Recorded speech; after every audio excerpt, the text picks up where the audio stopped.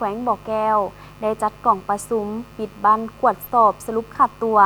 การจัดตั้งปฏิบัติแผนงบประมาณแห่งรัฐประจำปี 2024 กล่องประชุมดังกล่าวได้จัดขึ้นที่ห้องว่าการแขวงบ่อแก้วโดยการเป็นประธานของทานเขื่อนเพชรวงจันทร์ห้องเจ้าแขวงบ่อแก้วผู้ซี่น้ำของเขตเศรษฐกิจทานเวียงคำสิมมาลาวงศ์ห้ององค์การกวดสอบประจำภาคเหนือ2พร้อมด้วยคณะ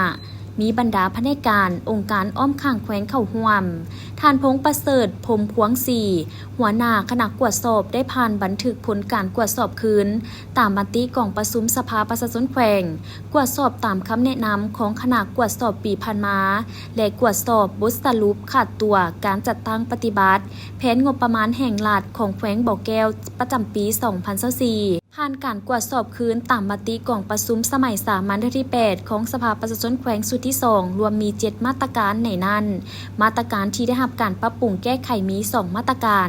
นี่ต้องส่งเงินทดแทนสดเสยที่ดินให้ประชาชน400 ล้านกีบได้รับการสดเสย380 ล้านกีบและอย่างค้าง20 ล้านกีบยังบ่ได้นำไปฝากไว้ในบัญชีคลังเงินประจำแขวงมาตรการที่ได้รับการปรับปรุงแก้ไขบ่ขาดตัวมี 4 มาตรการ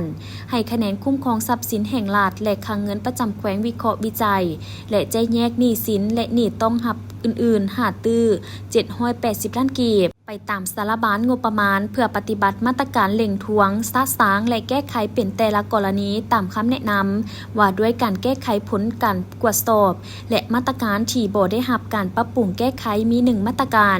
รายรับที่กวดสอบเห็นเพิ่มเงินช่วยเหลือลาของแขวงที่ได้เอาไปจ่ายนอกแผน2ตื้อ550 ล้านกีบที่แผนกการเงินได้รายงานหาแขวงเสนอกระทรวงการเงินแต่ปี 2020เพื่อสร้างแผนและจัดสรรเข้าแผนรายรับรายจ่ายประจำปี